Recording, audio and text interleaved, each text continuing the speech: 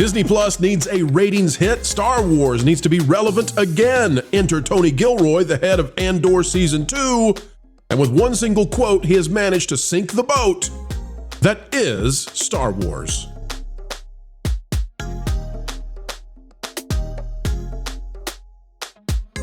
Hello, ladies and gentlemen. Welcome back to the Pro Channel. It is a joy to have you joining us today as we get ready to dive into a spicy meatball that is the failure of Star Wars.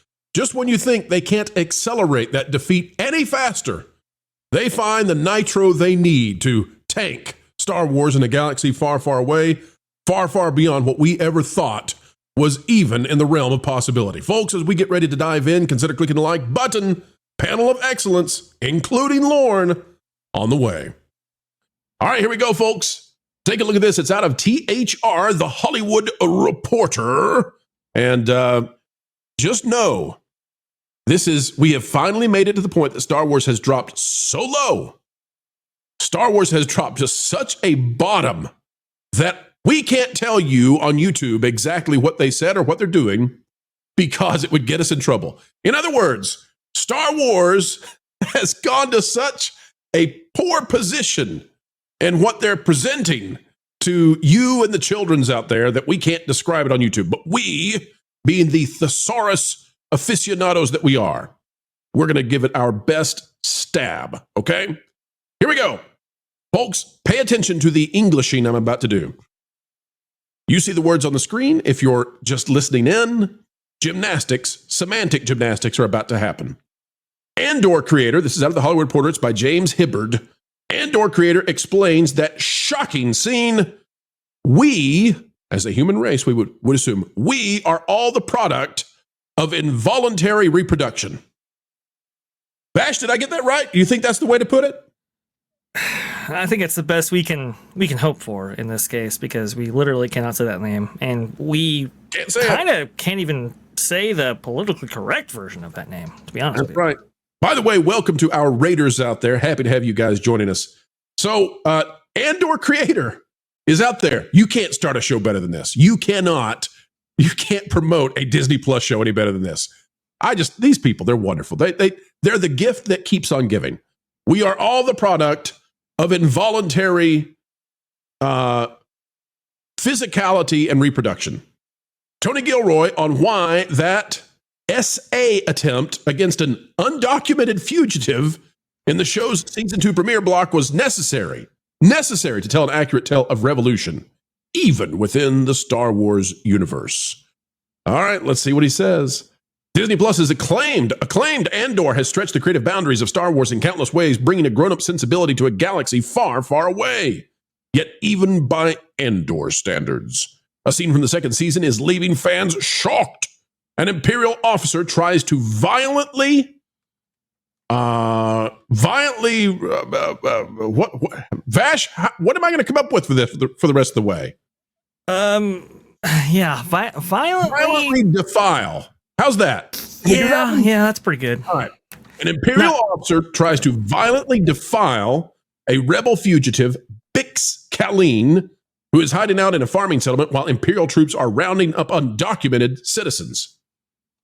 Geez Louise, you couldn't cut this partisanship and politicking with a knife, it's so thick.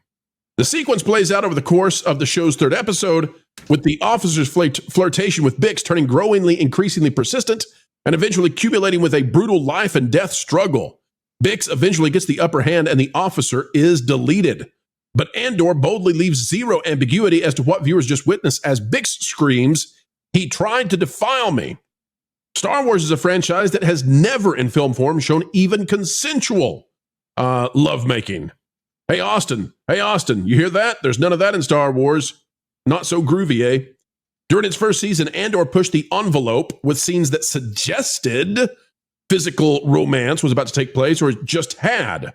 When asked about the Bix scene, Andor creator Tony Gilroy explained to the Hollywood Reporter that when telling a story about war shying away from such a thing didn't feel truthful.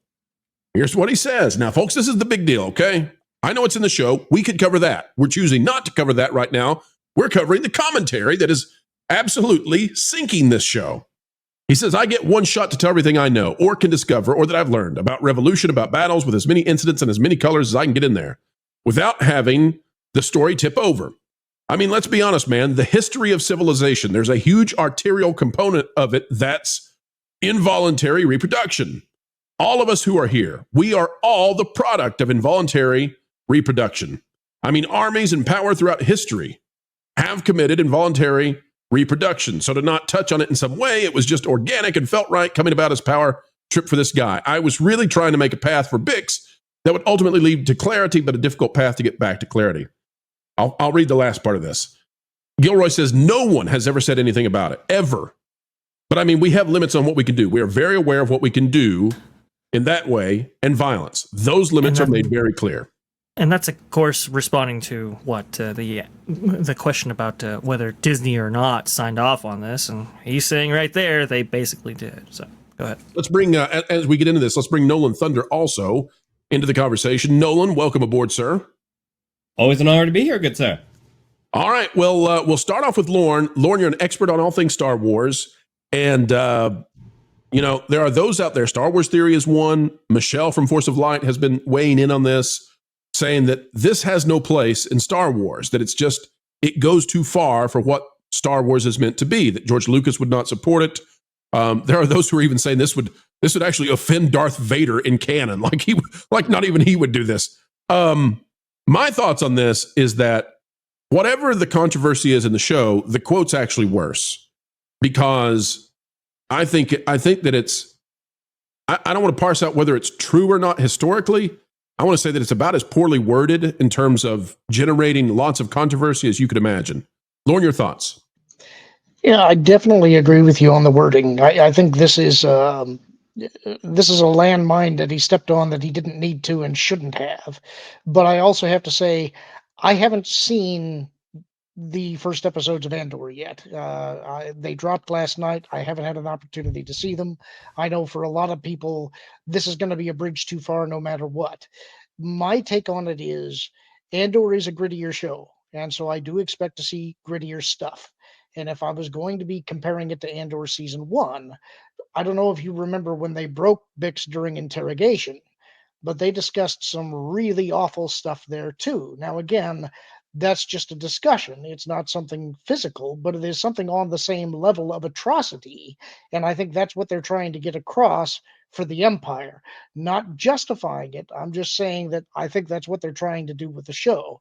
I can't judge whether or not it works in context because I haven't seen it yet. Well, let me ask you a follow-up to that. So the other thing about this is that it is steeped in modern real-world politics. Right. Yep. So this is a statement about the patriarchy, but it's also a statement about the oppressor and the oppressed. This is an undocumented migrant woman who is being oppressed by a stale, pale, white male from the Empire. And to me, this just reeks, and the commentary surrounding it just reeks of trying to make a partisan statement about the world around us right now and to malign people based on their immutable differences and based on their politics, rather than present a tale that is distinctly sci-fi and in a galaxy far, far away. Do you think that this is straying into that sort of reflection of what we see in our world, but from a very partisan standpoint? Yeah, I think it's hard to read it any other way. And I think if you're going to read that context into it, then it also makes a statement about the creators in that they're talking about an undocumented immigrant here, and that's from the perspective of the Empire. The Empire, though, I would argue, is an illegitimate government, and that means that that's what they're going to be reading into this as well. So that gives you a little insight into what the creators are thinking, and I don't think it's a good thing. No, not at all. Nolan, your thoughts on Star Wars going to this level of violation, I guess, is the way to put it. So when it comes to adult subject matter, in my opinion, it's all about how you handle it and timing. Because the reality is there have been some very heavy stuff in a lot of the fiction we have consumed, all of us here and in the audience, that might seem a bit taboo or a bit like a subject matter shouldn't be touched. But a lot of very bold people, writers, especially in like the 90s, decided to set out and try to do that to help connect with the people who were victims of some very hard thing, not even just what we're seeing on screen here, but also like other kinds of real world subject matter.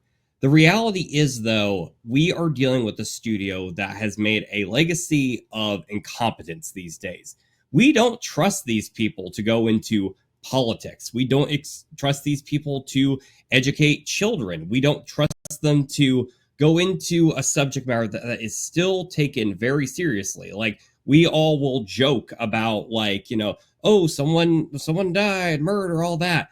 We don't really joke about this because of how heavy of a subject it is still considered in our overall society.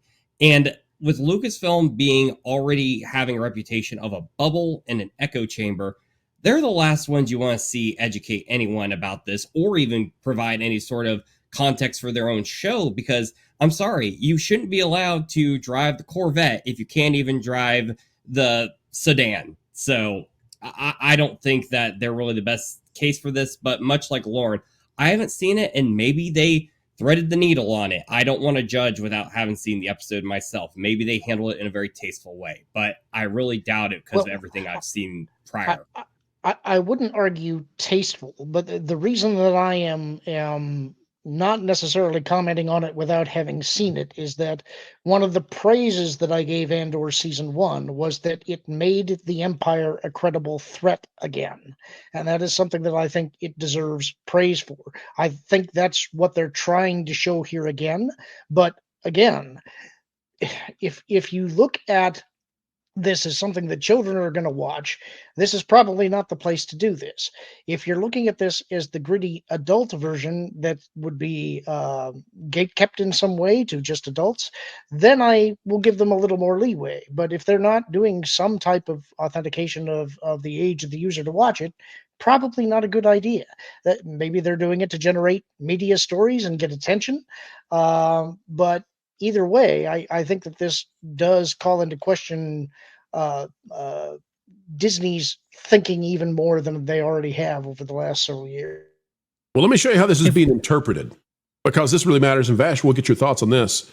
The way things are being interpreted politically in the from the left, I think, says a lot about what this maybe was intended to say. Dan Marcus at Dan Emelish has this one, and before we show it, I want to show you the views on it. You've got 2.2 thousand likes on it, so this is not a post that has no visibility. We're not pulling something out of obscurity. This is something that is rather trending, given how few people are watching Andor season 2. Dan Marcus says all the superlatives said about Andor season 2, at least the first three episodes, are true. Now pay attention to what he says. This is a timely as in it speaks to our time in history. Topical, as in the topics it's covering matter in this time in which we exist. Anti-fascist, raising. Now, what does raising mean, folks? To burn something to the ground is to raise it, R-A-Z-E. In other words, this story speaks to where we are in time, to the topics that need to be spoken to. Fascism is what they're fighting against, and they're burning fascism to the ground. Now, who do you think that Dan Marcus and the people liking this, who do you think they believe are the fascists out there? It says, with dimensional, morally complex characters, Tony Gilroy adds such richness to this universe. It's the best Star Wars in years. So that's how it's being interpreted. Now, I don't have anything against Dan Marcus, and I don't know Dan Marcus's politics well enough to be able to accurately assess everything that this should entail, but I can read between the lines and say, I think I know what they're going after here. And I think that if you are watching these first three episodes and you come away impressed that this woman on the screen, there was a violent attempt against her, and that's part of a Star Wars story, then maybe, I don't know. I don't know if you're actually a Star Wars fan or if you're a fan of sticking it to your political enemies in the real world. Vash, what say you? Star Wars was always supposed to transcend time. It's supposed to be timeless, not timely. So the idea that it's like, oh well, this is very timely and all that, it's gonna date this like no other. That's why we look at The Last Jedi and go, yeah, that's a product of its time versus the original film when it came out in 1977, almost 50 years ago now. And you look at that and go, you know what? It actually holds up quite well because again, it's going back to those Joseph Campbell teachings of traditional. I don't want to say traditional values, but timeless storytelling that transcends culture, that transcends time, like I said, and no matter what language is used, people understand it. You know, if it's a silent film, let's say, you still understand what's going on. Here, they're hitting you over the head with modern themes, and again, that's what people don't appreciate about this modern take on Star Wars. If you look at the Hollywood Reporter subheading here, it says Tony Gilroy on why that attempt against an undocumented fugitive in the show's season 2 premiere block was necessary to tell an accurate tale of revolution. First of all, undocumented. Tony Gilroy actually doesn't say that. That was plucked from a Twitter account, let's say, and somebody commenting on this. So this is the media infusing this in here. But accurate tale of revolution. Nobody goes to Star Wars for an accurate tale of anything. It's supposed to be sci-fi fantasy. It's supposed to be escapism. Obviously, we're not getting a realistic depiction of war. If we want that, we can go to plenty of other places for that. Star Wars is supposed to be above all of this. And the media does something even worse right here. They actually glorify this to some extent. If we share my screen for just a second, Entertainment Weekly says this. As Bix on Andor, Adria Arjona becomes the first actress to film an attempted blank in the Star Wars universe. Arjona tells us more about this milestone. Right, and this is why, by the way, you know, where is Disney's publicist? Like, who did they hire for Ziegler? Because that person needs to be back. Because the real story here is just how poorly this has been handled. Now, if you want to take a huge chance with a franchise that doesn't need any more big risks or chances taken, have at it, Disney. Like, if this is some sort of artistic movement that you think is merited and it has to be done, have at it. But the handling of this in terms of the publicity, you know, going out and talking about filming that and it's a milestone, I think is a little bit in the yuck territory for sure. By the way, we talked about Dan Marcus, and I was saying I wasn't sure about the politics. He reposted this, so I'm getting a better idea. Mike Carolla was reposted by Dan Marcus, says might actually win the award for funniest and most brain-dead tweet of the year so far. And they are reposting Star Wars Theory, but it's an image so that Star Wars Theory doesn't know that he's been reposted by them. Clever, eh? Star Wars Theory says this. What occurs in Andor Season 2, Episode 3 feels unnecessary.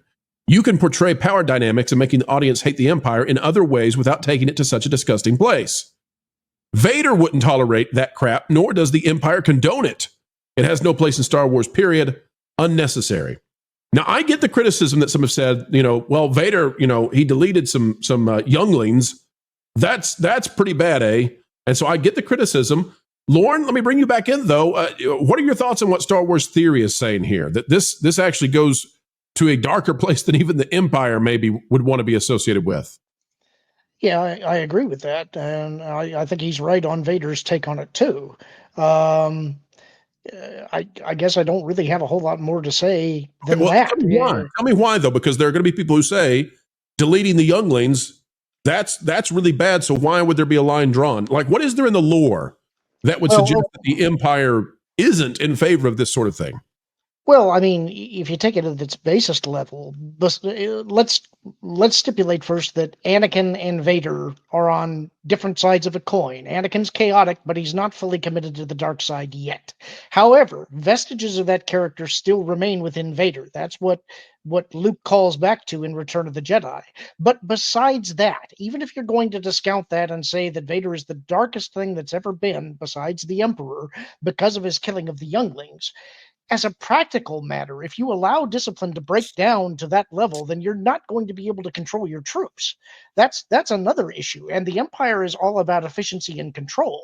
If they can't control themselves or their troops or what they're going to be doing on the ground, they're not going to be able to maintain control of the populace. They'll be ungovernable. Well said. That's a fair point. I was just watching Attack of the Clones last night, actually, in preparation for this re-release of Revenge of the Sith. And, you know, right after that viewing, I'm just going like, man, George was kind of a genius with this whole thing. When you really like get down to it, I understand Attack of the Clones, not everybody's favorite. I understand that. I get that. But it's just what the stories that he was trying to tell, the stories that he was trying to convey, are actually deep and meaningful. And then right after that, I see this story, and I'm like, what happened to Star Wars? Like, how did we get here? How is this even possible? It's just I weep for where Star Wars is and what it has become, and it's completely unrecognizable to the franchise. I think what a lot of us fell in love with. Now, sure, there's room for gritty. There's room for more serious tones for Star Wars, and some people want that conveyed. But I think there is a delineation, a line in which fantasy crosses over into uncomfortable realism, and really, is that even Star Wars at that point? Well, one thing we've got to watch and pay attention to is the ratings. Because in short order, we're going to know through Luminate, which I believe will come out via Variety in the next few days. We're going to know, did this work or not? And this is played out now. We have seen Star Wars essentially for the last decade try to thrive off of controversy. Like that is the key, that is the chief marketing strategy of Lucasfilm under Kathleen Kennedy. Controversy after controversy after controversy. So we're going to find out. This has now been beaten to a pulp, and we're going to find out when we get those ratings, did this chart? And I suspect that it will. I suspect that it will make it to the very bottom of the charts because it's 3 episodes. It's 3 episodes, and they've done this way, I believe, to try to get it to chart. They are desperate for this to chart. They have to have it chart. It's a $600 million plus budget. But if this doesn't, I want to be very clear about this. If we get to the Illuminate or the Luminate data, and then we get to the Nielsen data, and this doesn't chart, then it's over for Disney Plus Star Wars streaming. Like, that's it. It's over. Because Skeleton Crew didn't chart. If this doesn't chart, then the last thing that charted was The Acolyte, and that was via people going to laugh at it. And I'm not making that up. I think the only reason The Acolyte ever charted was because people were going to just watch how bad it could be. They were rubbernecking. So if this, guys, you tell me, if this doesn't even make it on the charts, Nolan, I think it's done. I don't think Ahsoka season 2 is going to chart. I think it's done. Yeah, they're just building themselves into irrelevance. What this reminds me of, honestly, is like comic books in the 90s. They did so much to be as dark and gritty as possible, going on and on about shock value. After you had the death of Superman, they wanted, what's the next crazy thing we can do? Let's have the Joker tear off his face or something like that. And I apologize that wasn't 90s or 2000s. I'm not sure which era that one was in. But, they were doing everything they can to shock the viewers. To keep it PG here, there were even, there's rumors that there was something on the table for a long time, a story involving Wonder Woman in a similar sense. And thankfully, that never came to be. But if you keep going for edgelord, it gets old. And there's a reason they don't keep making stories like that these days up until, I guess now we're seeing late stage of whatever the activist group they've employed into a lot of these companies are producing because they can't do much else better. But the reality is they're going to become irrelevant because it becomes kind of a boy who cries wolf sort of thing where it's like, the first time you hear it, it's like, oh my gosh, this is crazy, good or bad. You can't believe what's happening. By the 20th time you've heard it, it's like, we don't care anymore because you've just depleted everything that made it special in the first place. I don't see Ahsoka being a big hit in the slightest. The best chance they have right now is the Mandalorian movie, and even with that, it's not, their merchandise line is pretty much dead at this point. So good luck, Lucasfilm. And a lot of people, some people in the chat are saying $600 million. There's no way. Oh no, that's exactly what they've spent on this. And here's the other thing, folks. That's how much they've spent for 2 seasons of this up until about 2023. The UK tax filings there show and reflect that. Would you pay, bro, $4 billion for a franchise and then more than 1/8 of that price to basically ruin it? Because I think that's what this is doing here. Oh, sure, yeah, you got the critics on your side, and some people say that Andor is a fantastic show, and that might be true.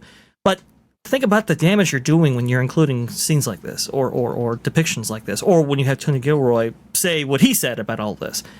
is that more beneficial for Star Wars, or is that more hurtful for Star Wars and the Star Wars brand, especially as it relates to kids and being a family series? Vash, I'll tell you what I'd pay for. Vash, I would pay for a show that drives toy sales to little boys and little girls. I would pay for a show that gets young people, teenagers, excited about a franchise that was the biggest on the planet a decade ago and now is in maybe 20th place. I would pay big money to get that kind of return on investment.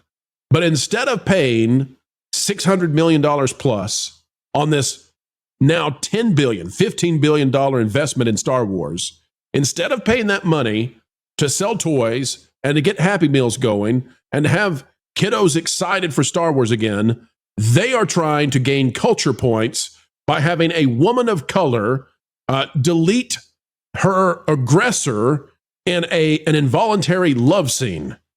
Like, that is what they're so excited about, because these people are activists who have taken over a franchise that was intended to be a boy brand that sells toys. This is on par with taking the Teenage Mutant Ninja Turtles and having April be attacked in this way, and she deletes the attacker.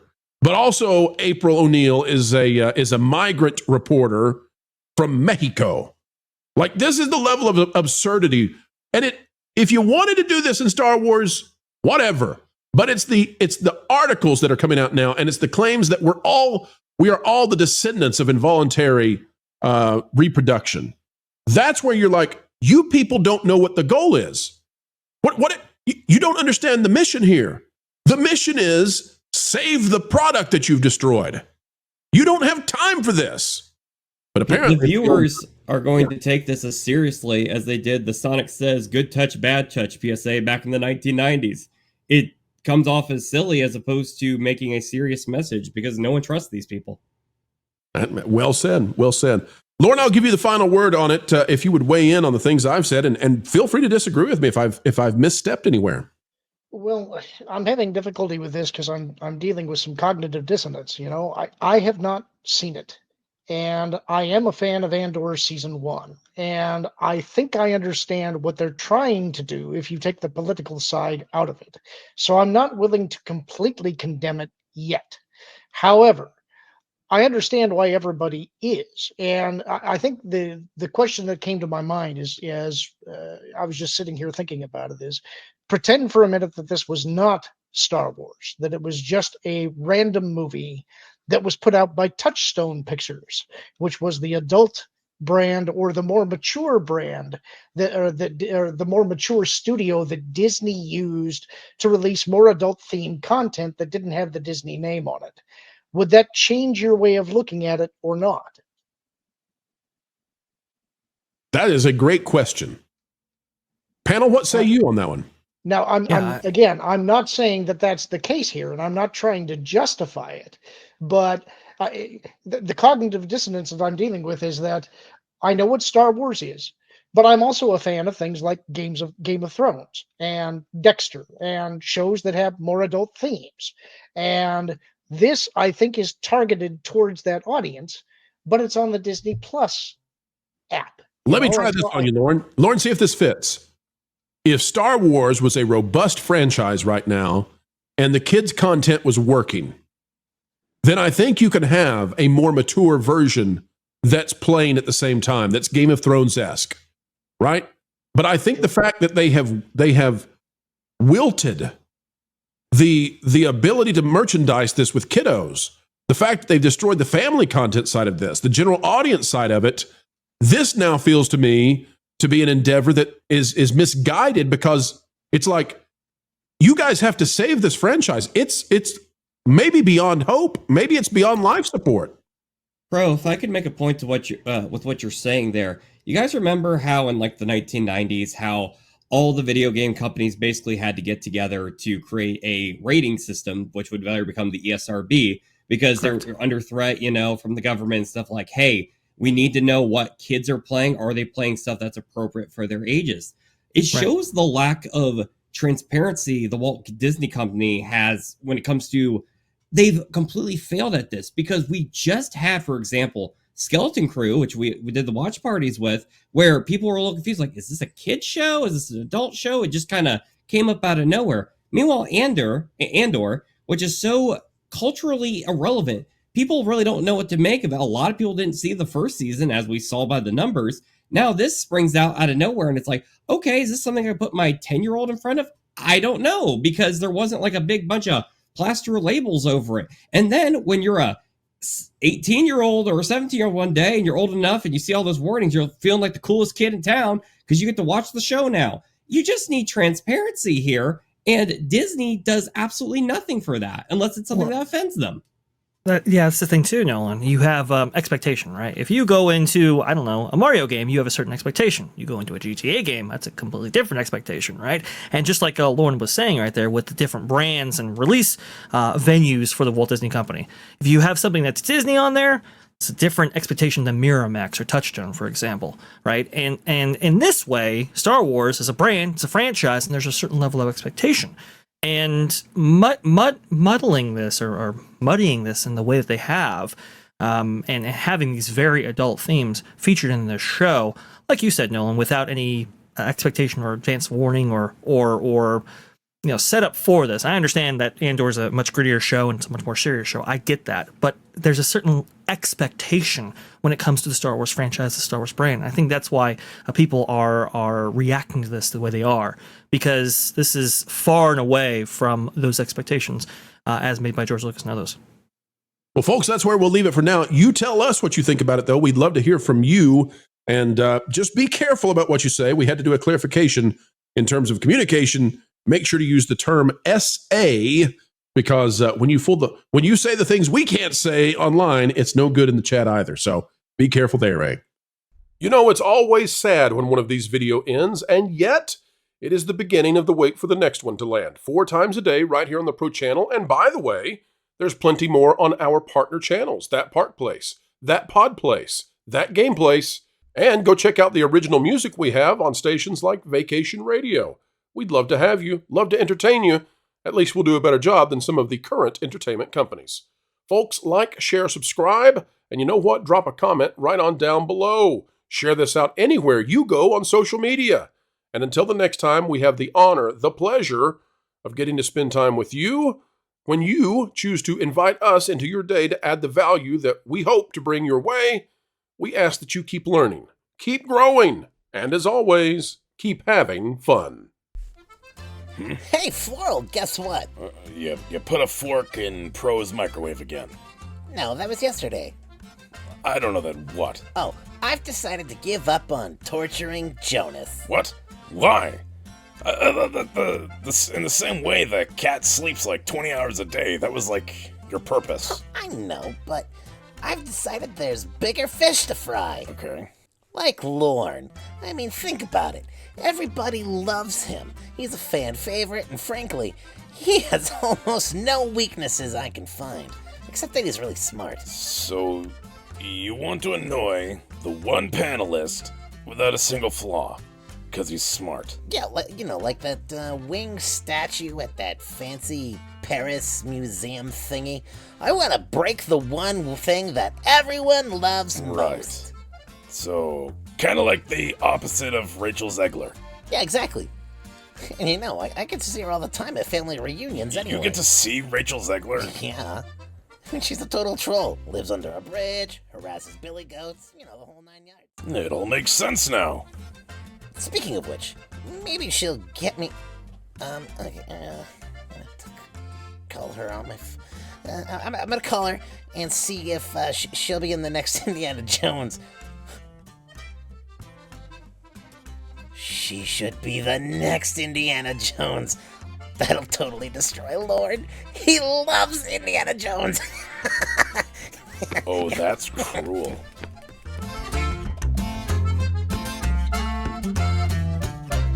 Hey, Rach. I've got a cool idea for you that involves a whip and snakes. I love that description. It's perfect. I know, right? Weird, as we always say.